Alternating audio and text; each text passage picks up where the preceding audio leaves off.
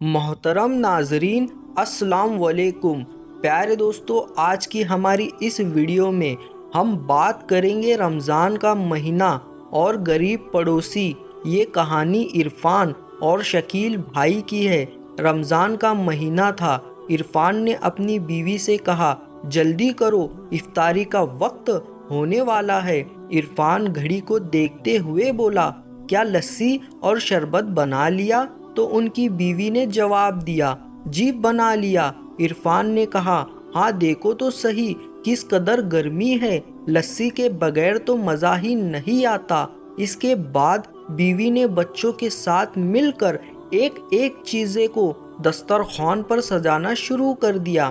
پکوڑے، سموسے، دہی وڑے، چنے، چاٹ فروٹس، چاٹ لسی، روح افزا کا دودھ والا شربت وغیرہ وغیرہ سب کچھ دسترخوان پر سجا دیا گیا۔ اتنے میں عرفان نے کہا، ارے بیگم، کھجور تو لے کر آؤ، کھجور سے تو روزہ کھولنا سنت ہے۔ بیوی نے کہا، جی جی لاتی ہوں، یہ لیجئے۔ کھجور بھی آ گئی۔ دسترخوان سجا ہوا تھا۔ بڑے چھوٹے سب بیٹھ کر روزہ کھولنے کا انتظار کرنے لگے۔ عرفان نے کہا، بیگم، سالن میں کیا بنایا ہے؟ نماز کے بعد گھر آ کر کھاؤں گا۔ تو بیوی کہنے لگی، جی سالن بھی بنا لیا ہے، آپ کی پسند کے کوفتے پہلے ہی بنا کر فریج میں رکھے ہوئے تھے۔ تو عرفان نے کہا، جناب، ہماری بیگم کے سلیقے مندی کے کیا کہنے ہیں۔ اور پھر سب گھر والوں نے دعا کے لیے ہاتھ اٹھا دیا۔ افطاری کے وقت روزے دار کی دعا قبول ہوتی ہے۔ پیارے دوستو، آپ کو بتا دے کہ عرفان کے پڑوس میں ہی شکیل بھائی کا گھر تھا۔ بس ایک ہی دیوار کا ہی فرق تھا۔ شکیل بھائی نے اپنی بیوی سے کہا، ارے بیگم، کچھ ہے روزہ کھولنے کے لیے؟ تو بیوی کچن سے آواز لگا کر بولی، ہاں ہے، اللہ کا شکر ہے، سب کچھ ہے، ہم بھوکے نہیں رہیں گے۔ تو پھر شکیل کی بیوی اپنی چھوٹی بیٹی کے ساتھ مل کر دسترخوان کو لگانے لگی۔ ابلے ہوئے آلو کا سالن اور روٹیاں دسترخوان پر لا کر رکھ دیے۔ اس کے ساتھ میں میٹھا شربت بھی تھا۔ یہ میٹھا شربت وہ شربت ہوتا ہے جس میں چینی اور پانی کے علاوہ اور کچھ نہ ہو، نہ نیمبو، نہ روح افزا، نہ دودھ اور نہ ہی کوئی میوہ، صرف چینی کا میٹھا پانی تھا۔ اس کے علاوہ گنتی کے 6 یا 7 سوکھے پکوڑے تھے۔ پکوڑے سوکھے اسی لیے تھے کیونکہ ان پکوڑیوں میں نہ پیاز، نہ آلو، نہ پالک، نہ بند گوبھی، کچھ بھی نہیں تھا، جو پکوڑیوں روزے دار کے حلق میں اٹکنے لگے۔ لیکن کیا کرے، مجبوری ہے نا آخر، غریبوں کا بھی تو جی چاہتا ہے کہ کچھ چٹپٹا کھانے کو۔ شکیل کی دونوں بڑی بیٹیاں جو قرآن پاک کی تلاوت کر رہی تھی، وہ بھی آ کر بیٹھ گئی، اور اب یہ غریب گھرانہ روزہ کھولنے کا انتظار کرنے لگا۔ شکیل نے ایک نظر دسترخوان کی طرف دیکھا اور پھر اپنی تینوں بیٹیوں کی طرف دیکھا۔ اس کے دل میں درد کی لہر سی اٹھی کہ اس عمر میں بچیوں کا کیا کیا شوق ہوتے ہیں، اور میں تو ان کو ڈھنگ سے کھلا بھی نہیں پاتا۔ افطار کا وقت دعا قبول ہونے کا ہوتا ہے۔ وہ سب دسترخوان کے چاروں طرف بیٹھ کر دعائیں مانگنے لگے۔ شکیل کی آنکھوں میں آنسو آ گئے۔ وہ اللہ کی بارگاہ میں فریاد کرنے لگا، اے میرے اللہ، میری بچیوں کا نصیب اچھا کرنا، آگے کہیں غربت کی چکی میں پیسنے سے بچا لینا۔ اے میرے مولا، انہیں نیک، شریف، خوشحال رشتے عطا فرما۔ بیٹیاں بہت سمجھدار اور صبر کرنے والی تھی، مگر سب سے چھوٹا بیٹا یہ برداشت نہیں کر پاتا تھا۔ وہ کہنے لگا، امی، ابھی میں اسد کے ساتھ اس کے گھر چلا گیا تھا، اس کے گھر میں دسترخوان روزانہ بھرا ہوا ہوتا ہے، یہ سب کچھ ہمارے گھر میں کیوں نہیں ہوتا ہے؟ مجھ سے نہیں کھائی جاتی روز روز کبھی آلو، کبھی ٹنڈے کی، کبھی دال۔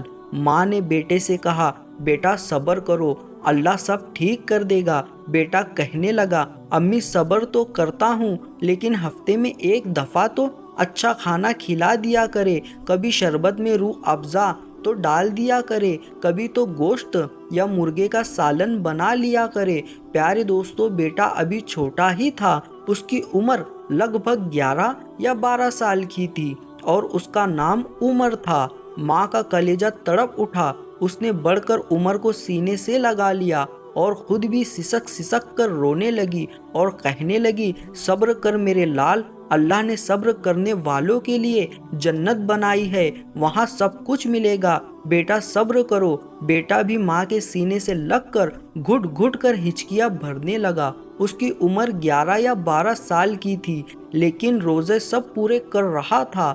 آج نہ جانے وہ ایسا کیوں کر رہا تھا، سنبھالنا بھی مشکل ہو گیا۔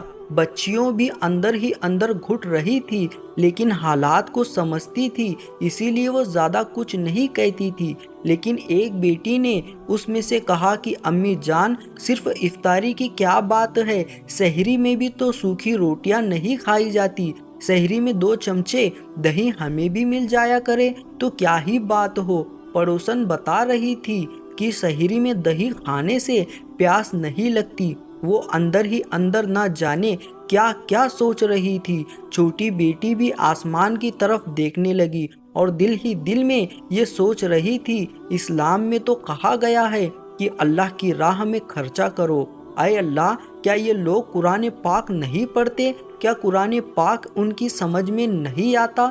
تو پھر یہ لوگ کیوں اللہ کی راہ میں خرچہ نہیں کرتے؟ یہ لوگ کیوں نہیں سمجھتے کہ غریبوں کا بھی تو دل ہوتا ہے، خواہشیں ہوتی ہے، کبھی کبھی تو ہمارا بھی اچھا کھانے کا دل چاہتا ہے۔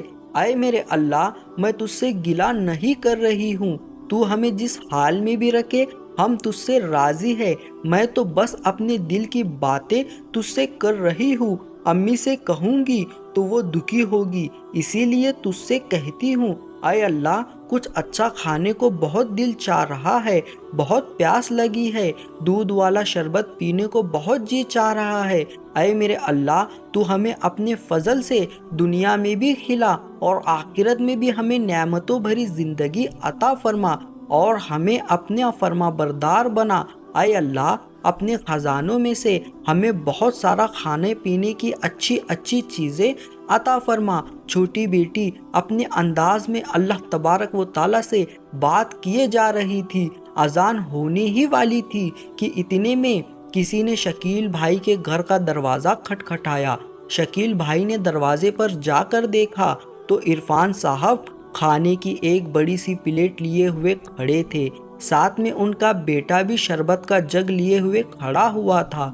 عرفان صاحب وہی تھے جن کے بارے میں ہم نے آپ کو شروع میں بتایا تھا۔ شکیل بھائی تو یہ دیکھ کر حیران رہ گئے کہ عرفان صاحب نے آگے بڑھ کر سامان نیچے رکھ دیا اور شکیل بھائی کے ہاتھ پکڑ کر کھڑے ہو گئے اور کہنے لگے کہ مجھے معاف کرنا میرے دوست، ساتھ میں رہتا ہوں، میں بھی تمہارے حقوق سے غافل رہا۔ ابھی میرے بیٹے اسد کے ضد کرنے پر آئس کریم لینے جا رہا تھا تو گلی سے گزرتے ہوئے آپ کے بیٹے کی روتی ہوئی آواز نے میرے قدموں کو جکڑ لیا۔ مجھے معاف کرنا میرے بھائی، میں بہت شرمندہ ہوں، میں پیٹ بھر کر کھاتا رہا اور پڑوسی کی خبر نہ لی، اللہ بھی مجھے معاف کرے۔ عرفان نے ایک لفافہ نکالا اور شکیل بھائی کی جیب میں زبردستی ڈال دیا اور کہا، یہ میری طرف سے تمہارے بچوں کے لیے ہے۔ شکیل بھائی نے ان کی افطاری اور سحر کی دعوت قبول کی اور عرفان بھائی نے پورے رمضان کے روزے اور افطاری اور سحری کی دعوت دی کہ آج سے تم ساری افطاری اور سحری میری طرف سے کرو گے۔ پھر عرفان صاحب کے پلٹتے ہی اذان شروع ہو گئی اور عمر خوشی خوشی روح افزا والا دودھ کا شربت پینے لگا اور چھوٹی بیٹی تو اتنی خوش تھی کہ بس نہیں چل رہا تھا کہ اپنے اللہ پر قربان ہو جائے۔ وہ کتنا کریم ہے، کوئی اسے سچے دل سے پکارے تو صحیح میں اس کی طرف سے مدد آتی ہے۔ پیارے دوستو، رمضان میں اپنے آس پاس گاؤں محلے بستی میں دیکھے پڑوسیوں کو دیکھے کہیں کوئی ضرورت مند تو نہیں ہے۔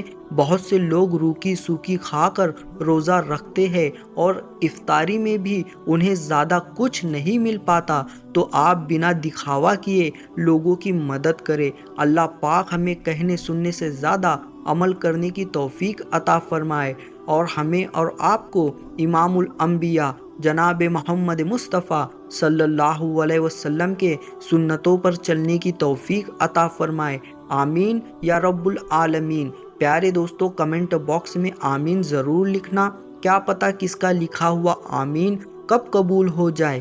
پیارے دوستو، انہی لفظوں کے ساتھ اجازت چاہوں گا، اسی امید کے ساتھ کہ ساسوں نے وفا کی تو اگلی بار ایک اور ویڈیو لے کر آپ کی خدمت میں حاضر ہوں گے۔ تب تک کے لیے السلام علیکم، اللہ حافظ۔